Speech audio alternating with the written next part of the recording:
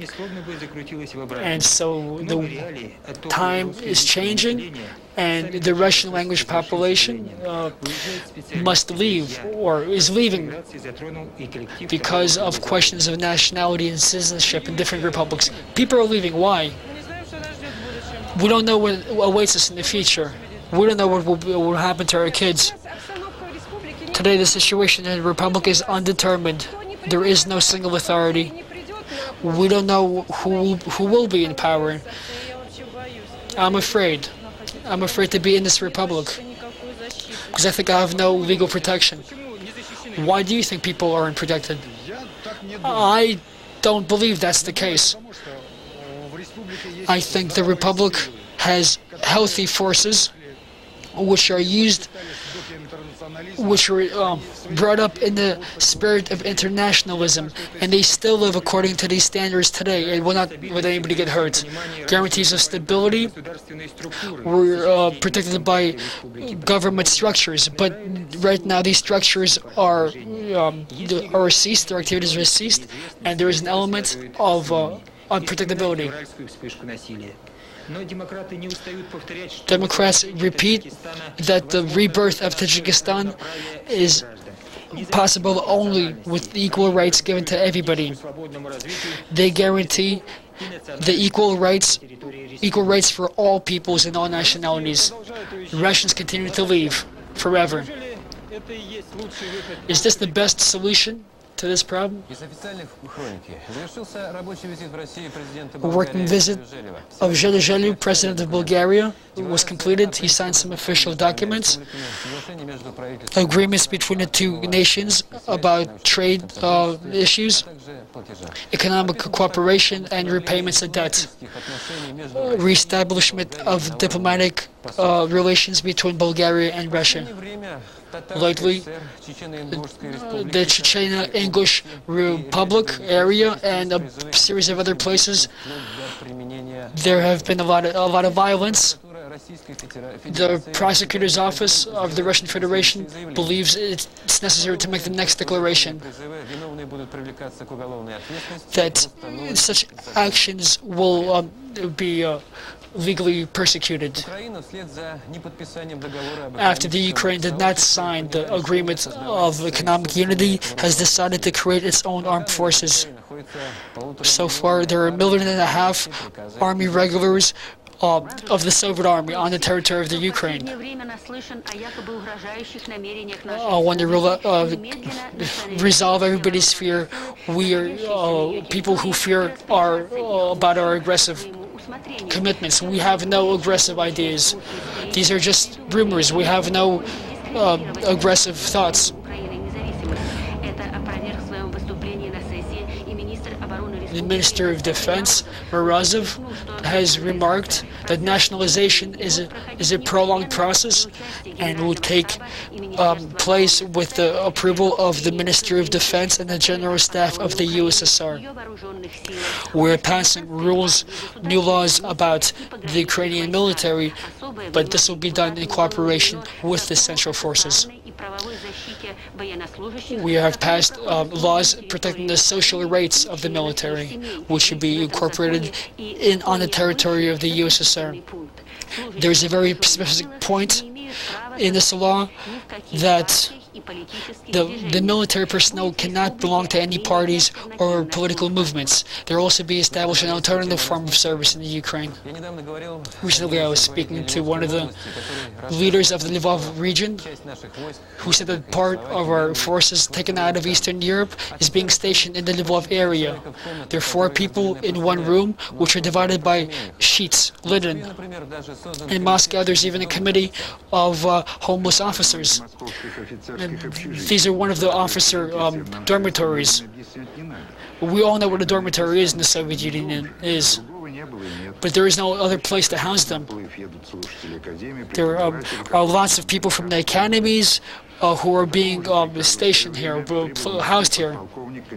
Here's the Lieutenant Colonel of the armed forces, his wife and their child. This is where they live. This is their house.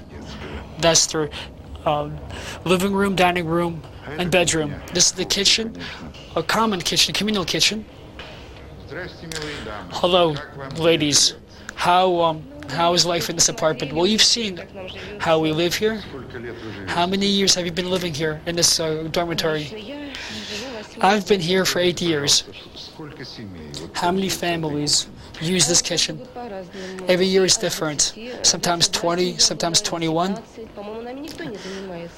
No one is really cares about us. We're waiting for some decree from the president or from the Minister of Defense. But I have nothing to smile about. You've seen how we live. I don't know what will happen in the future. Another happy family, huh? Is being moved in. I can't call him really happy. This is the chairman of the social committee of homeless officers. 292,000 families, military families, have no apartments. And only in Moscow alone, there are more than 9,000 families who have to change their quarters all the time. They have no perspective for the future. Currently, we are demanding that in our country that we have a government program, state government is passed to provide the military with housing.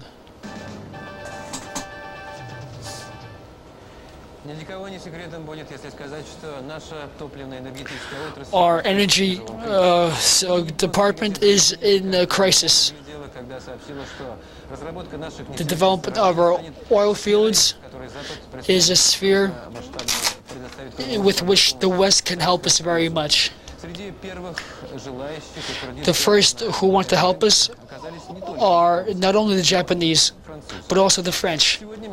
Today, Gorbachev accepted Ruko, one of the representatives of Tatai, a major oil refinery corporation. They discussed ways to develop oil fields. The French partners expressed their interest in cooperation, for long-term cooperation, and within a unified economic sphere. Total. And an agreement between the Soviet parties and the French parties should be reached soon.